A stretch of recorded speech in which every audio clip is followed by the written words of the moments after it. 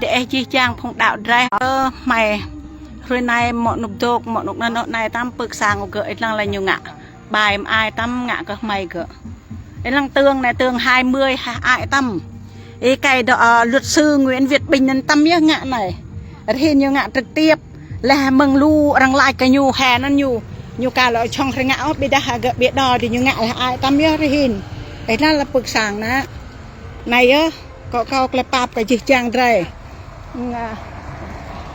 để là ru bê có đa ấy lăng là cái doan ngạ bài cái phùng rồi này á bực sang ấy lăng như là mồi dạ trị ấy là sang trận này đợi cái bà Trinh Thị Hương không ấy cái luật sư Nguyễn Việt Bình ấy lăng này là nền sang lá ấy lăng họ tường 20 ấy lăng họ tường ná nay tường ná ấy lăng gạch men ai đi nhiều huy ra nằm cạn nằm thì nhiều tlum hay chi nè này á đi nhiều tlum chi tâm tợ nền sang cầu ấy lăng ấy chi trang rồi cả thế giới có yêu cầu cả thế giới ông Nguyễn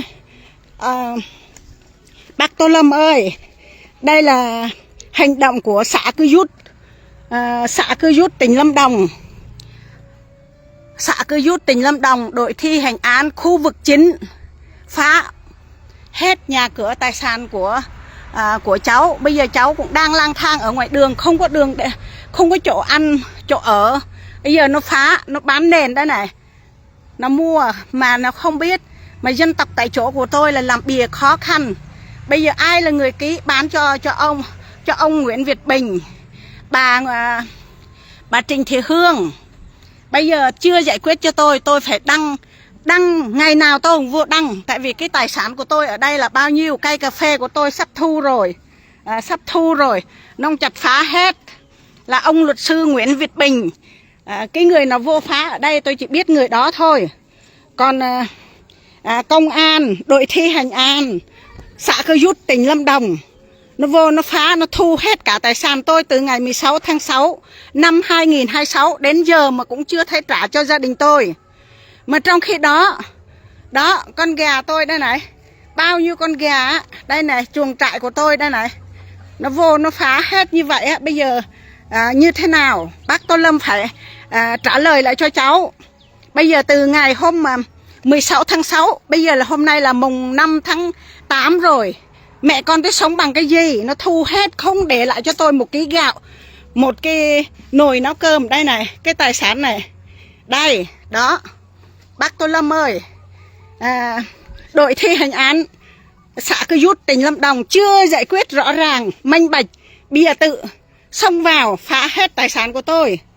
Tôi là người dân tộc ED, dân bản địa tại chỗ ở đây. Khu vực này là dân tộc của tôi hết. Đó. Bây giờ nó vô nó phá riêng một cả cái thế. Còn nó mua của ai nó đi đòi người đó, chứ mắc gì tôi ở cái nền đất đây không phải là cái khu vực của người Kinh. Đây là khu vực dân tộc ED, Buôn Ea Po, xã Tâm Thắng, huyện Cư Rút, xã Cư Rút, tỉnh Lâm Đồng. Không phải là khu vực cho người Kinh. Bây giờ đuổi mẹ con tôi ra ngoài đường. Đó, ông luật sư Nguyễn Việt Bình đây. Hành động như vậy cho dân tộc bản địa của chúng tôi có phải hợp lý không? Bây giờ tôi yêu cầu cộng đồng mạng phải trả lời, bình luận, chia sẻ cho dân tộc tại chỗ của chúng mình. Đó, mẹ con tôi đi từ hôm ngày 16 tháng 6 năm 2026 đến bây giờ không thấy giải quyết, không thấy trả. Tôi hỏi biên bản thu gom tài sản của tôi cũng không cho, không trả lời. Đó là khu vực 9, đội thi hành án khu vực 9 xã Cư Rút tỉnh Lâm Đồng. Bây giờ tôi phải đăng trực tiếp. Cái này là chứng kiến của gia đình tôi, không giải quyết cũng phải chứng kiến gia đình tôi. Đó, cây cà phê của tôi một năm tôi thu cá nhân 1 tấn 20 kg. Đó, nó chặt phá hết cây cà phê của tôi. Đó, cây dừa kìa, cây cầu này, cây sầu riêng bao nhiêu. Đó, từ năm chồng tôi chết năm 2013 không thấy tranh chấp. Năm 2015 bà mua của ai thì bà đi đòi người đó, chứ mắc gì bà đi thu tài sản của tôi. Bác Tô Lâm ơi, nếu mà không còn bảo vệ cho dân tộc bản địa của chúng tôi phải trả lời. Còn không có quyền mà đuổi người Kinh của người dân tộc của chúng tôi ra ngoài đường để bảo vệ cho người Kinh mà về đây ở là tôi có ý kiến cái chỗ đó. Đó. Trong cái tài sản của mẹ con tôi đây. Bây giờ mẹ con tôi đi hai bàn tay trắng thu gom hết tài sản của gia đình tôi. Tôi vào đây á, đánh đập đuổi, nói là tôi là người chủ đất từ năm 96 tôi ở đây. Mà mấy cái người mà đang say đây đuổi nói là tôi chiếm đoạt tài sản của chúng nó. Chúng nó ở đâu mà tôi gốc ở đây. Dân Buôn Ea Po, xã Tâm Thắng, huyện Cư Rút, tỉnh Lâm Đồng. Xã Cư Rút, tỉnh Lâm Đồng. Mà bảo lại đuổi tôi. Nếu mà tôi bán, tôi chấp nhận tôi đi. Tôi chưa có ký mua bán mà sao đuổi tôi. Đó, bây giờ chưa có một người hỏi thăm tôi. Riêng xã Cư Rút, tỉnh Lâm Đồng, đội thi hành án xã Cư Rút, tỉnh Lâm Đồng, ai là có quyền mà tài sản cỡ đó mà đuổi đập, kéo ra ngoài đường, mẹ con tôi kéo ra ngoài đường, tài sản tôi ở đó, thu gom xong là phá hết nhà cửa đất đai của tôi như thế này. Bác Tô Lâm coi có đúng không? Có phải có vừa ý không? Đó. Trong khi là bây giờ là từ hôm 16 tháng 6 năm 2026, hôm nay là ngày mùng 5 tháng 8. Đó. Cái tài sản của gia đình tôi đây này, tôi là người chồng chết năm 2013. Mà đến giờ mà mẹ con tôi sống, cái tài sản này không phải tôi vay nhà nước nha. Bây giờ là cái đội thi hành án nó vô làm cho gia đình tôi như vậy.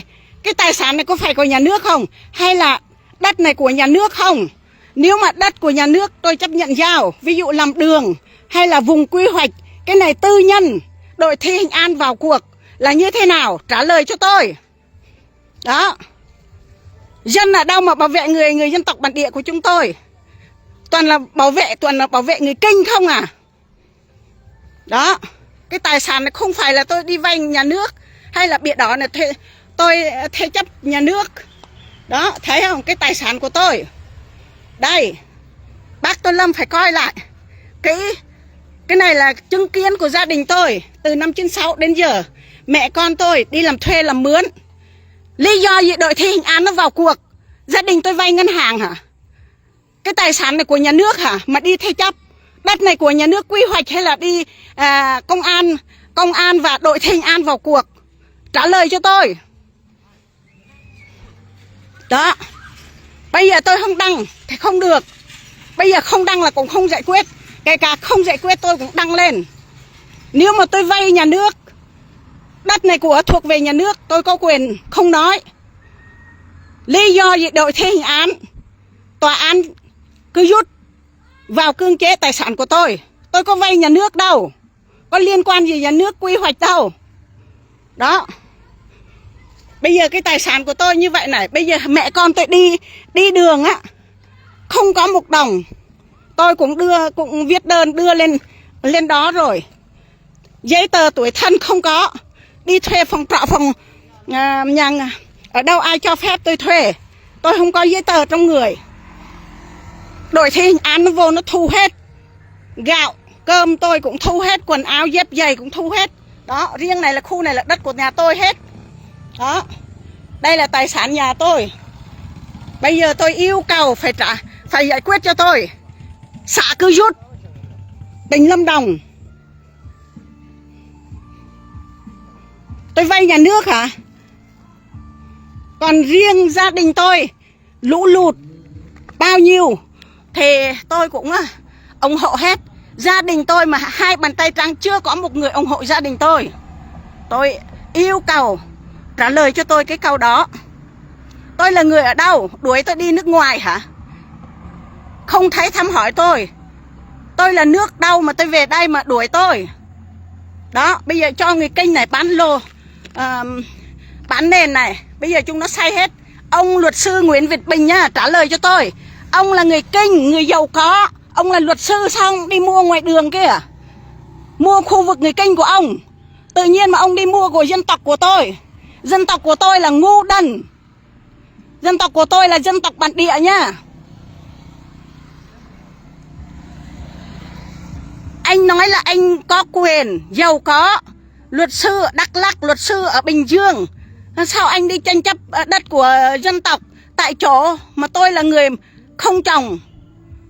Bây giờ anh lao đầu vào đây hả? Anh thành phố sao không đi giành đất thành phố đi?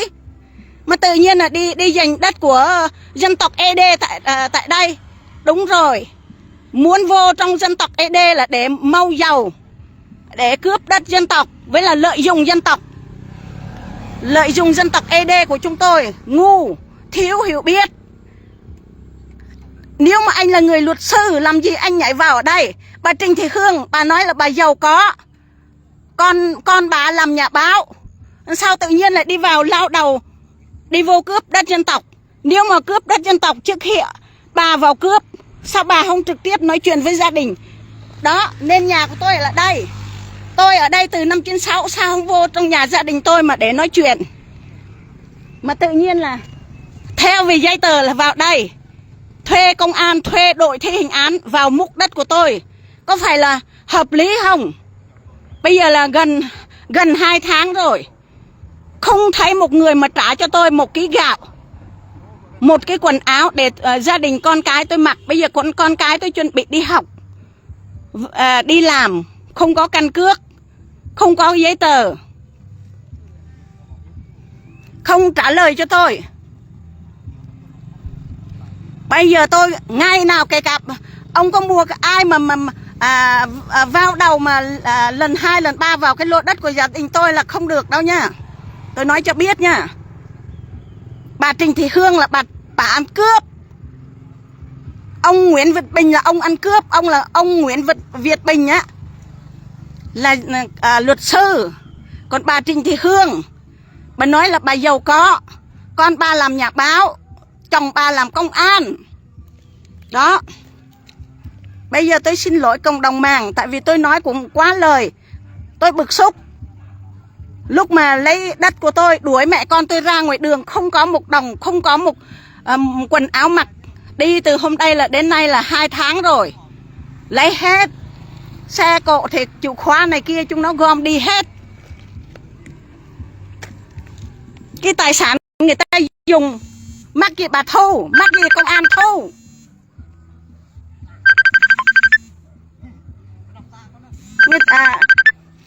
Cái nền mà đằng sau kia, cái nhà vệ sinh kia là không phải là, nếu mà bữa trước cứ kiện tôi là chỉ có ở đây bà Trịnh Thị Hương là 500 mét vuông, 500 mét vuông mà sao tự nhiên mà đi vô mà đi xông vào kia là bà Trịnh Thị Kim Liên.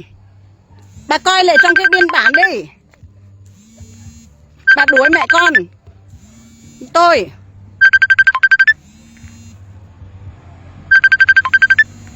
Đó, như thế này này, sao người ta không đau lòng, sao người ta không thương xót? Mà người ở đâu mà đi về? Bữa trước á, đi vô á, thì dân ở đây đi vào á, đuổi, đánh, đập, không cho vào.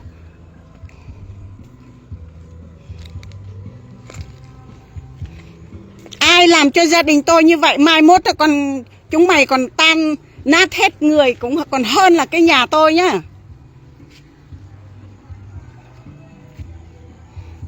Tao mà có tiền có của như chúng mày á, tao không bao giờ tao đi tranh giành cướp giật đất đai người ta đâu. Mà tôi ở đây là bao nhiêu năm mà không có một bóng nào mà đi vô làm giấy tờ với tôi mua bán nhá. Đó, thấy chưa?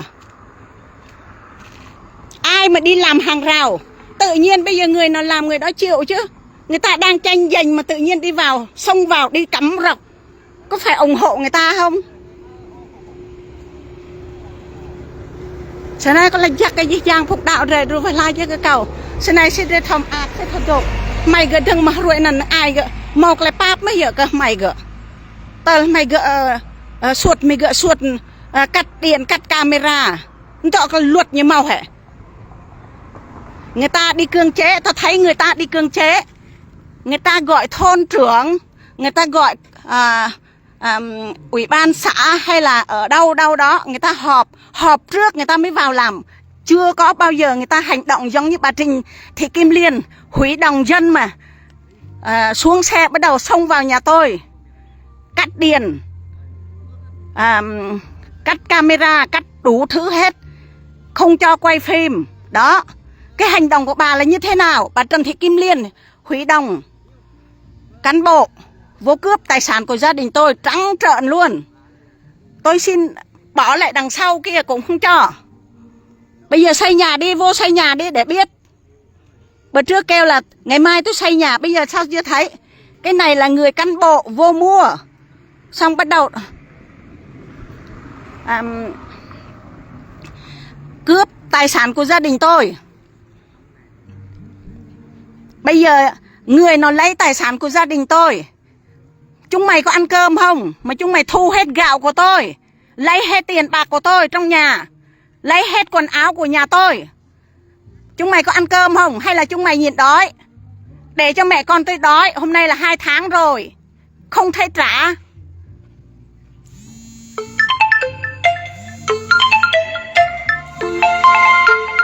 Bây giờ tôi phải đăng.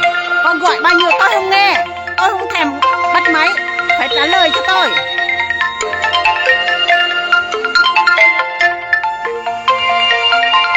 Là nhà của tôi, đất của tôi chưa giải quyết, tự nhiên mà tài sản người ta làm nhà mày biết bao nhiêu. Bà Trịnh Thị Hương, mày trả lời cho tao.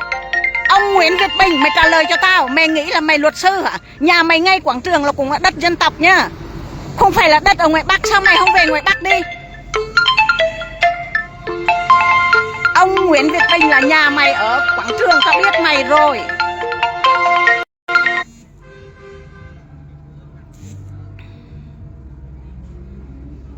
Làm cho mẹ con tôi cực khổ. Mày nghĩ là mày giàu lắm hả? Cái khu mày làm hồ bơi đó là cũng của dân tộc nhá, không phải là của ở ngoài Hà Nội mà đưa về đây đâu. Tự nhiên mày huy động, mày thuê cán bộ, mày đi vào cương chế tài sản của gia đình tôi. Mà trong khi đó là mẹ con tôi đói đến giờ. Nếu mà mày là người có tình có nghĩa, mày phải đi tìm chúng mày không ăn cái gì, uống cái gì thì mày mới yên chứ. Mày có chết mày cũng nhắm mắt chứ. Mày làm cho mẹ con như vậy, mày mai mốt mày chết mày cũng không bao giờ nhắm mắt được đâu ông ạ. Ông Bình ạ, bà Hương ạ.